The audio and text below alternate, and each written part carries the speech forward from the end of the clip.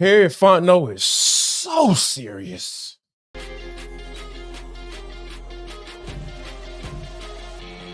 This is Locked On Sports Atlanta, and it's time for the Atlanta Football Party, only on Locked On Podcast Network, your team every day. Welcome into the Atlanta Football Party, your home for the best Atlanta Falcons football talk. It's local insight you can't get anywhere but right here at Locked On. I'm your host, Tenitra Batiste. Alongside me are Jarvis Davis and Aaron Freeman. Today's episode is brought to you by FanDuel. Now through September 22nd, all FanDuel customers can bet $5 and get a 3-week free trial of NFL Sunday Ticket from YouTube and YouTube TV. Visit FanDuel.com/locked-on to get started. The Atlanta Football Party is also part of the Locked On Podcast Network, your team every day. So we'll talk winners and losers when we put the Falcons-Ravens game under further review. And what do we want to see in the final tune-up ahead of the regular season? We'll talk about that too. But first, let's talk about getting the help they needed. Jarvis, the Falcons made some major moves at the end of last week, signing Matthew Judon and Justin Simmons, of course, making it official with Simmons Sunday. Now, we may not get to see either of them in full-on action just yet. Both are participating more in individual drills today. Simmons is off to the side with the training staff. Obviously, at least Judon had some training camp practice under his belt. But overall, what's the biggest impact for you starting with the Judon signing? Terry Fontenot is serious about playing defensive football. Because when you think about how I've just been pounding the table, and I'm not alone in this, for them to get a pass rusher, a guy that they can count on consistently to come off the edge on 3rd and long and get to the quarterback. It's been a long time. Whether it be double-digit sacks with Vic Beasley back 16 or the consistent guy that was consistent in his time with the Falcons in John Abraham. So we got to go back almost 20 years for that. So when you think about it from that standpoint, I take all those things into consideration. And when I first got the news of Judon, I was like, okay, this makes sense. This is not a drill, y'all. This is the real deal thing. And then you combine that with, Justin Simmons coming into the fold, a guy a Pro Bowl safety, a guy that can take the ball away. And that's another issue that the Falcons really have had, right? Being able to take the ball away. So when you combine addressing two major issues that are so important to you being effective on defense, you brought guys in to directly address that. And it's not a young guy that we have to wait to develop. Yeah. Like he's so serious. He's so serious right now. And it's been refreshing to be able to go through this process. I'm like, man, I've been trying to hold my excitement back, but it's hard not to at this point. I'm sorry. Yeah. And Jarvis, for me, going back to the first part of what you said, Terry Fontenot is serious. I think that when we got through the draft, of course, when you first got over the Michael Penix Jr. was the first round pick for the Falcons. And then you kind of saw what he did. Right. It took a moment for most people. Right? Yeah, exactly. But we got there. We got there. We looked at the rest of the draft and we said, okay, we kind of see the vision overall because still they went very heavy. Terry Fontenot and Raheem Morris went very heavy in focusing on the defense. But like you said, we're still looking for sort of that veteran pass rusher, that game changer. But I like the patience that they showed. They were out there the entirety of free agency looking for their guy. But I like the fact that they didn't just choose any pass rusher. They looked at everything, including character, because you could kind of see on the sidelines in the Falcons-Ravens game how excited the Ravens were to just dap up their former teammate, right? And that speaks volumes to the Falcons have an opportunity to get a guy who's going to be a good addition on the field, but it's important to them to get a good addition off the field as well. And then to not have given up, to me, 3rd round draft pick. I mean, you can have that. Like, to me, Terry Fontenot also did a great job of not giving up too much to get a quality guy who can immediately impact the team or have that impact in that most important way. And of course, you look at Justin Simmons and you see somebody who kind of rounds out that secondary. And I think that is all too important as well, because as you get down the stretch and when you start talking about playoffs and you start playing the high caliber quarterbacks, and even when you look up front, they do have to take on Jalen Hurts and Patrick Mahomes very early in the season. You want a guy like that to be able to hit the ground running too. So I just kind of wanted to point out that I like the patience that Terry Fontenot had to get the right guys to fit the system and to fit the franchise. Yeah, I think you nailed it with what these guys do when it comes to, especially Judon, with the level of quarterback play, where there's a certain caliber of quarterback that the only way that you can really stop those guys is by getting pressure on them. Yeah. Patrick Mahomes is one of those guys. Jalen Hurts is one of those guys. Dak Prescott, Justin Herbert, and probably a couple of others. And we've seen over the years in Atlanta that you don't need to be a high caliber quarterback to be effective against the Falcons defense, mostly because, again, even if you give a guy like Derek Carr and Baker Mayfield plenty of time to throw the football, they will absolutely find opportunities to carve up your defense. And we've seen that over the years. And Judon is really going to help elevate this Falcons defense in that way to limit these quarterbacks. And I think Justin Simmons is also going to help this defense in other ways. Like when you look at like 6 areas of measuring sort of defensive success, the Falcons last year were good in 3 of those areas. It was stopping the run.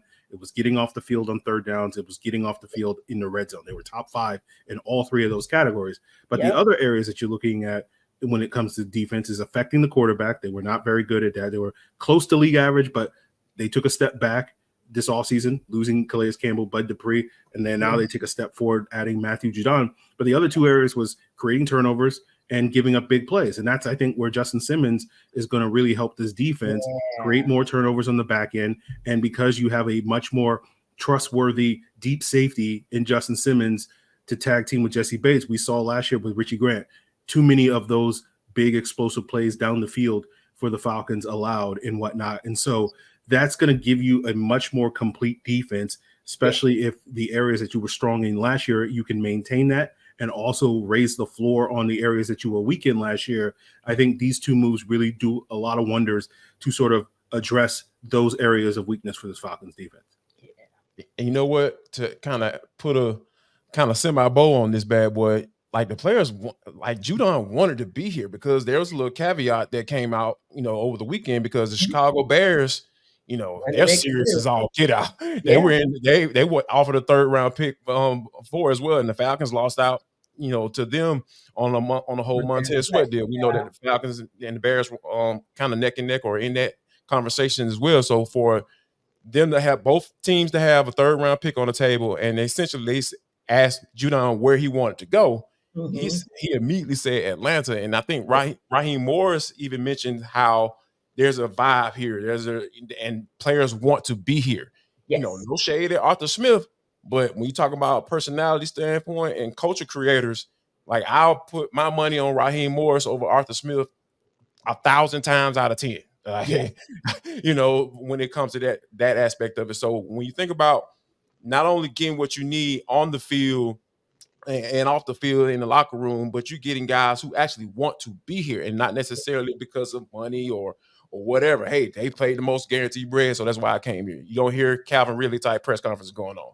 So, but you hear guys saying, hey, I want to go here. All things equal, where do you want to go? And they're saying Atlanta. So, I think that's a win for Raheem Morris going forward in his early on in his tenure. Yeah, definitely. And even for the Falcons that have been in that mix for Montez Sweat, it also tells you that Terry Fontenot is aggressive. Like Terry Fontenot is still getting after it, even in moments when you don't think or even know that he was getting after it, right? And I look at Montez Sweat much earlier in his career, only a couple seasons under his belt. Judon a little bit ahead of that, about 5 or 6 seasons under his belt. And I'm thinking, Judon is also saying, I see a team that can win now. I already know what rebuilding looks like.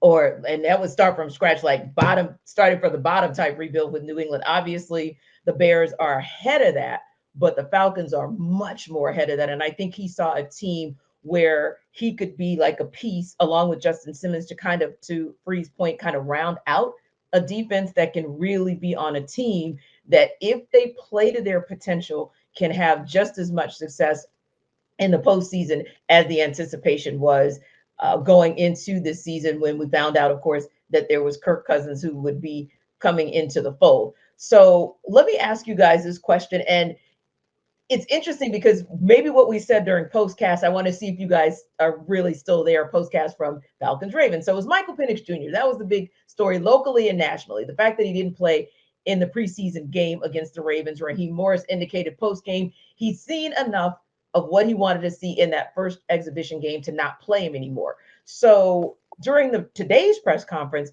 he reiterated or said something that I thought was interesting. There will be a true preseason tune-up Wednesday. The teams will play a scrimmage with players on the sidelines, 15-minute break to simulate halftime, mostly ones and twos. So now with that in mind, Jarvis, do you think differently about not playing Penix anymore in the preseason as maybe being the right move? Oh, no, I still want to see him. I still want to see him going against another team where they're going to be tackling each other to the ground. So they're not tackling each other to the ground. That's not happening in practice. I'm sorry. Yeah. I mean, I totally get, full simulation and all that stuff, going at it and mixing it up in practice. I get that, but it's still practice. When you're talking about going against another team that you don't know their plays or you don't know, hey, we're working on red zone, so we know Michael MPS is going to see this red zone defense that he's been seeing for the past 2.5 weeks or 3 weeks, since they've been in camp. So he's familiar with what's going to be thrown at him on a daily basis. So no, it's not the same. And no, and I'm not going to act like a coach because what people talking about, oh man, he doesn't need to play. I was like, man, stop acting like a coach. You're not a coach. I'm not a coach. I want to see the man play because I like watching him play football. More specifically, I like watching him play quarterback. Yeah, and Free, it's interesting because I think the other thing is you can't help but compare it to what you're seeing across the rest of the NFL. So when you see second-year players like CJ Stroud, who has pretty much the entirety of his offense with maybe one or two ads in the offseason, play the preseason, then you look and you're like, what gives? And then you look at the rookie class for 2024 and you see Bo Nix and Caleb Williams and Jane Daniels out there and you're like, what gives? And then you see Patrick Mahomes out there then you really go clowning out there in preseason. What gives? Even though he was out there playing some playground ball, but anyway, you're like, what gives? But for you, Free, now that you know all those pieces, you know about that game, that simulation coming up Wednesday, that tune-up, you feel okay, or you still like, no, I want to see him? No. Like practice is not real football, right? Like, and I get it. I get why Raheem Morris wants to protect Michael Penix because to play real football, you have to have other people trying to cause harm to your body. And that's why Raheem Morris is not playing Michael Penix because he doesn't want harm to come to his body. That's the whole reason. I get that. But like in practice, in scrimmage, it's like they're not trying to hurt each other. They're teammates, right? They're just trying to okay, I'm going to push you a little this way and all that stuff. Like that's not real football. You do not like it's to me, it's like the equivalent of boxing, right? It's like it's not even preseason is like sparring, right? That's like a real fight, but like you're not supposed to hurt anybody in the sparring fight, but it happens sometimes. You might get knocked out in the sparring match. That's his own set of issues.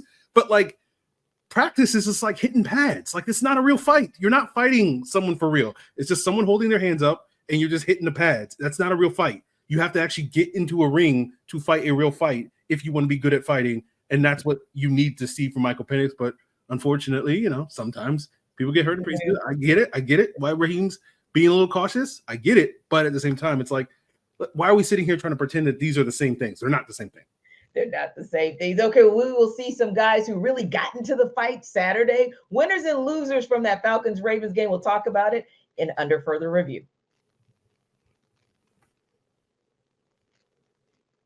This episode of our Atlanta Football Party is brought to you by eBay Motors. Passion, drive, patience, those are the formulas for winning championship. And it's also what keeps your ride or die alive. eBay Motors has everything you need to maintain your vehicle and level it up to peak performance. So that's superchargers, roof racks, exhaust kits, LED headlights, and so much more, whether you're into speed, power, or style. eBay Motors has you covered with over 122 million parts for your ride or die. You'll always find exactly what you're looking for. And with eBay Guaranteed Fit, your part is guaranteed to fit your ride every time or your money back. Because with eBay Motors, it is burning rubber and not cash. With all the parts you need at the prices you want, it's easy to make your car the MVP. So keep your ride or die alive at ebaymotors.com. Eligible items only, exclusions do apply, and eBay Guaranteed Fit is only available to U.S. customers.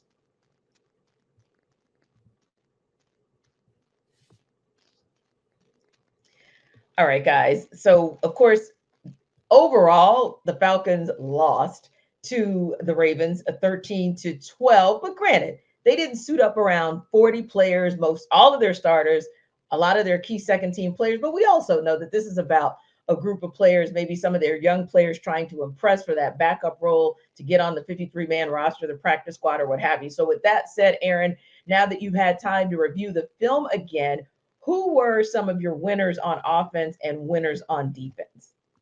Well, my winner on offense kind of is a player that didn't play in this game. It was Drake London, because to me, what was interesting watching the first two preseason games where you kind of saw Casey Washington kind of go off against the Dolphins, and then Chris Blair this past week against the Ravens, and they kind of flipped roles in the offense. They were both in the first game, Casey Washington was playing more that Z wide receiver role, and then Chris Blair in the Ravens game was playing more that Z wide receiver role, and that's the featured receiver in this offense. And so to me, the winner is like Drake London is like, hey, you know, the Z, I'm going to play that Z role when we get to the regular season, when, you know, real football starts.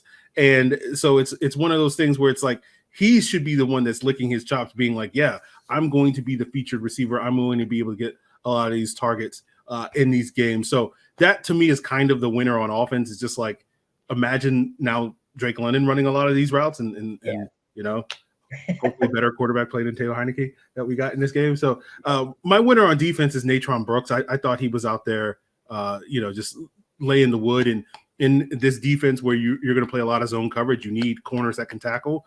And he was just tackling everybody. Like every Raven receiver woke up the next day a little sore because Natron Brooks was bringing it on Saturday. So he is my big winner for the defense.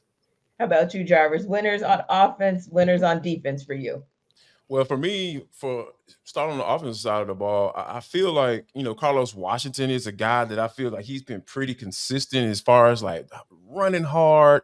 I mean, I guess, you know, if he were the player that I feel like, you know, in open field, running back in the open field, to maybe be able to break off that one-on-one, to be able to break, you know, really break those big runs, he probably would have been a higher round pick, or he'll be further up on the depth chart, you know, than third, right? And so, but I feel like, you know, overall, I just love how the ferocity that he runs with, and being able to, you know, lower his helmet and stick that foot in the ground and hit that hole. So I feel like he was a winner for me on the offensive side of the football. And outside of, you know, if we just going with, you know, upon further review, like I really feel like Milo Eifler, was a guy that, you know, was playing around in the backfield, you know, making tackle TFLs. And if he didn't, he was kind of funneling to JD Bertrand, who even got in the mix, or to another defensive lineman that was playing around the backfield as well. So I feel like Milo Eifler was a guy. Now, granted, I don't know if he makes the squad, but because, you know, that linebacker core is pretty doggone, you know, stacked up right now when you think about it. But yeah, I feel like he made a really good case out there on Saturday, just being the guy, just being active and just really causing some havoc on defense side of the football. Yeah, and I'll go with Chris Blair too on my offensive side of the ball. And I know we talked about this post game, but I did like the fact that we saw the rookies kind of get a little shine. Rook Aroro and Brandon Dorlus both had some pretty solid games, with Rook having the sack, and then Dorlus just kind of the fumble recovery, the tackle for loss. I think those are big things for us to see from that rookie class. Just kind of encouraging to see them continuing to kind of step it up and get themselves ready for the regular season. Now, unfortunately, we always have some players that they make us scratch our heads, right? The losers on offense, the losers on defense. Kind of, what did you see Free on Saturday that made you say, yeah, I don't really know about that guy, and what I saw out of him on Saturday? Oh, you know, this is the moment where we throw Taylor Heineke under the bus, but you know, that's. I mean, he was fine. Again, Raheem said it after the game. It was like, he looked like Taylor Heineke, and it's like, I said it after the game, he looks like Taylor Heineke, but like, you know, whether that's your type of quarterback, you know, your mileage may vary or whatever. So he was fine on Saturday.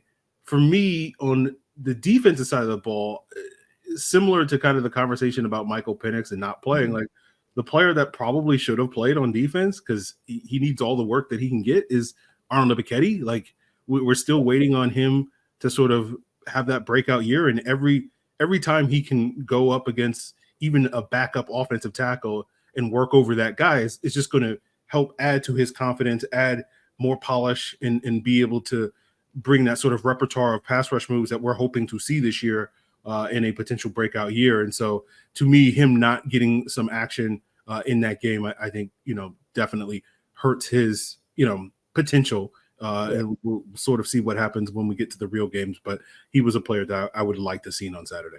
Yeah, for me, I feel like from a loser on the offensive side of the football, it's kind of coincides with Aaron's loser, Taylor Heineke, right? I'm gonna go with KC Washington because he was open.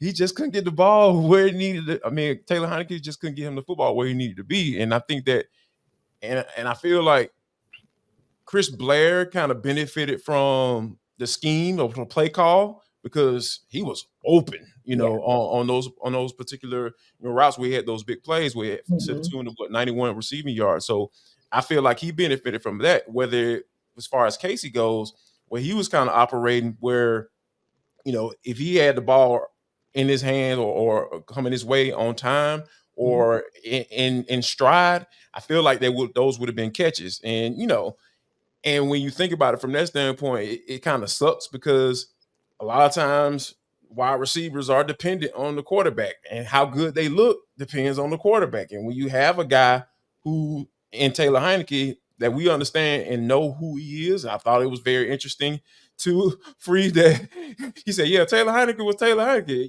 Yeah, coach, that's why we don't want to see him no more. I'll leave it right there. We like leave him exactly where he is, So when you think about it from that aspect of it, I feel like Casey may have lost out on some things. And for me, I feel like D'Angelo Malone, as far as losing out on as far as playing on the defensive side of the football, like I knew I mentioned right after the postcast out, there were some times on a defense on special team that I didn't necessarily see that guy that I saw in the first game, but he still was able to be who you expect him to be. But I think that for him on the defensive side of the football, there is something like that just not there. And I feel like, in order for him to be in the game, he has to be able to play against the run. And I just don't think that's a strong suit of his. So if you're talking about him being a specialist, I don't necessarily feel like that's where you can maximize his potential as well, because he doesn't necessarily see that you need to be able to rush the pass on a consistent basis. So that's why I feel like he is probably the loser on the defensive side of football. And then when you just kind of look at that game, when you guys look at that game, bigger picture, were there any overall takeaways for you, especially as we get, I think that was more of the dress rehearsal game, if anything, but any overall takeaways from it? For me, it's based off of how many guys sat. That I think the Falcons pretty much know what their roster is going to be. There's a couple of spots that I think are going to play out over the next week against the Jaguars that guys are going to be, so those backing guys, but probably most of those guys are probably going to be inactive this season. So it is one of those things where, like, my biggest takeaway from this Ravens game is, like, the Falcons know who they're pretty much going to keep. I did the math the other day. It's like, I think there's like 47 of the 53 roster spots pretty much locked up at this point in time. So that's kind of my big takeaway. This was an opportunity for, the 50 guys that did play in that game to either push for one of those 6 spots, or really for the vast majority of those guys, it's really about putting enough film on tape for other teams to say, hey, we want to try that guy on our practice squad, or maybe we'll scoop that guy up off of waiver. So that was my big takeaway from the Ravens game. Yeah. And I think for me, it's just kind of like, all right, being that nobody's going to play anymore for the rest of the preseason, I'm just like, all right, I'm almost kind of in the mindset of, all right, what does the regular season look like? As far as the guys that we felt like, should have, got a little bit more playing time. I would have loved to see Zach Harrison to get more reps out there too. Those are some of the guys that you're going to be expecting to take that jump, in his second year, and guys like Ebiketie, who was going into his third year. All of those things kind of come into play where, like, all right, here's where I am with it.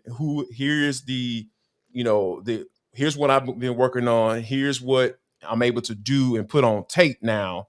And then as I get ready for that first game of the season. So I think just overall, there are some guys that I would have liked to see more of that are still in that phase where they still got something to prove. And I'm okay with the guys that we know exactly what they're going to get. And I feel like if you're not playing in the preseason, that's a category for guys that you know exactly what you're going to get from. And I just feel like those couple of guys that I mentioned, that they aren't in there. So what do we want to see in the final tune-up ahead of the regular season? We'll talk about it in What's Next.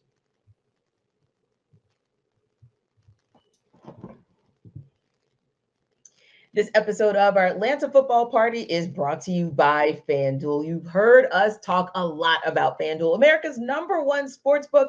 Well, we have something a little different for you. Now through September 22nd, all FanDuel customers can bet $5 and get a 3-week free trial of NFL Sunday Ticket from YouTube and YouTube TV. Okay, let me repeat that, because to me that is so exciting. The fact that now through September 22nd, you guys can bet $5 and get a 3-week free trial of NFL Sunday Ticket. Watch all those games from YouTube and YouTube TV. I don't think it gets any better than that. Now, with a YouTube TV base plan, you'll be able to watch every regular season Sunday afternoon out of market game.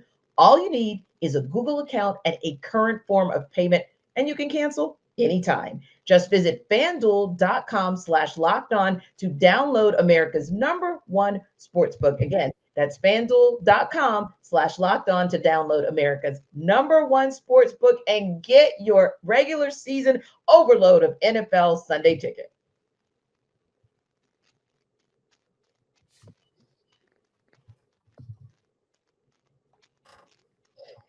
All right, guys. Finally, we're that much closer to the regular season, because in 4 days, the Falcons will wrap up this preseason hosting the Jaguars. Jarvis, what are you looking to see? Oh, man, I guess for me, it's kind of, you're looking at the guys like a Natron Brooks. I know people are like, oh yeah, he solidified his spot, on the corner as a corner. I'm like, oh, hold what you got. Hamilton didn't play either. Yeah. So think about it from that standpoint. Think about that, D offer, Yeah. he's a guy that's gonna be at that nickel spot. And then you're talking about 22. I can't think of his name right now. His kind of name escapes me. So when you think about those guys that are in those roster spots, you got Mike Hughes, you got AJ Terrell. So I don't know if he's the guy that's going to automatically is going to make this team, on that 53 man. So I'm looking forward to see if he can have another type of performance to force the Falcons' hands, say, hey, we got to find a spot for you, or if we take one less defensive lineman, and say, hey man, we got to have this dude in our secondary, just from that standpoint, just use that as an example. So for me, I'm looking at those guys, and hopefully we get a chance to see the rookies, Ruka Roro go at it again, Dorless, and those guys, Zion Logue. Hopefully we can continue to see those guys kind of continue to mix it up, because I really enjoyed what I saw how Jimmy Lake had those guys ready to play against Baltimore. And you're talking about Clark Phillips by chance? Yes, Clark Phillips. Yes, thank you. You know what? But I hear you on that, Jarvis, because honestly, we haven't talked about Clark Phillips III a whole heck of a lot. So yeah, that is somebody who you kind of are intrigued to see what he's able to do, if he's able to get into that final game of the preseason. What about you, Aaron? His last game of the preseason, 4 days away at the Benz. What are you looking to see? I mean, I'm just looking, because we know no one is going to play, right? Outside of a couple of rookies. And even then, it wouldn't shock me if like Ruka Roro or Brandon Dorless don't play, just because Raheem is just, doing that's just how he does. That's how he treats us right now. Yeah. That's how he's treating us right now. It hurts my ability to stay locked in to watching football, because I'm just like, ain't none of these guys going to be on a team. So it's just like, it's hard to be invested. And so that to me is what I'm looking for. Is there going to be someone that's going to pop in that game that's going to make me be like, hey, I need to actually start paying attention in this game and watching this player? Or am I just going to be sitting here just like looking at my phone or whatever, just distracted the entire night? So like, that's what I'm looking for. Just who's going to pop, And will you keep me checked in for the full 3 hours, or am I going to be checked out by the time we get to halftime? Yeah, same. Or will we be looking to see, is the ice cream machine on? It's kind of what we do sometimes at the Benz if it gets like that. We start looking at the ice cream, or that mac and cheese was hitting. We know who was in the kitchen this time. But no, real talk. We'll probably be looking for those guys who ultimately we see as on the bubble to see if they kind of make that 53-man roster, if they ultimately end up on the practice squad. Now, speaking of making lists or not making lists, the Kirk Cousins birthday playlist today included Stacy's Mom by Fountain of Wayne, Holiday by Green Day, and All the Small Things by Blink-182. Kirko's list is quite eclectic. So I have to ask, Aaron, if you had to put together your birthday playlist or your playlist for when you get out onto the field or you need something to hype you up, you got to give me 3 songs that'll get you going. Yeah, I don't know how much Good Charlotte's going to be on my birthday playlist as much as on Kirk's, but I like the song that they're on with 3 6 Mafia, so that's about as far as my Good Charlotte knowledge goes. But to keep it Atlanta, why not just go all in on some classics from my area? Outkast, Ludacris, Young Jeezy, just early like 03. It's sort of my wheelhouse in terms of where I want to go. So just all the classics from that time. Too many to nail specifically, but just give me a mix of those guys from that era. Got it. How about you, Jarvis? Well, you know me. I got my little trusted list right here. So we're gonna start off with Outkast. We're gonna ease into it, right? Southern playlist of Cadillac music. That doggone bass. Just when you think about it, Sleepy Brown on the bass like that. When that song starts, you're like, oh my gosh, like what is that? And that's gonna ease you into practice. They're gonna get you right? And then you gotta hit them with the new-ish Atlanta.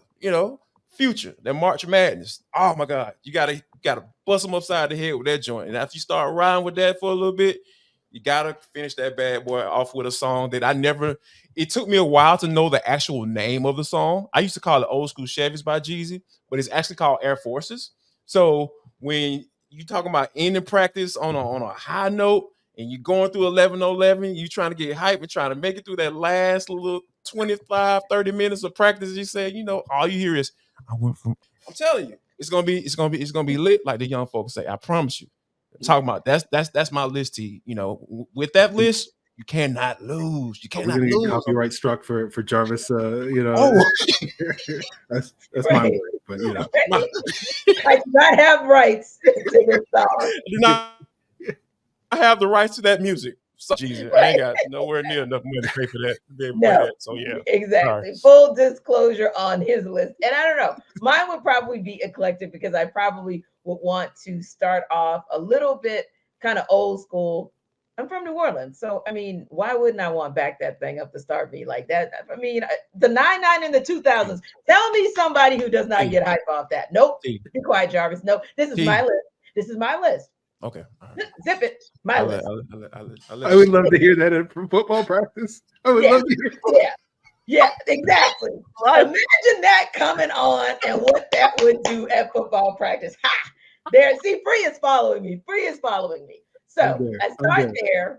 And then since I'm already ratchet, why not stay ratchet? So I'll go with Wanna Be with Glorilla, Meg Thee Stallion, Cardi B. I love that. That is my joint that I play that all day in my little head.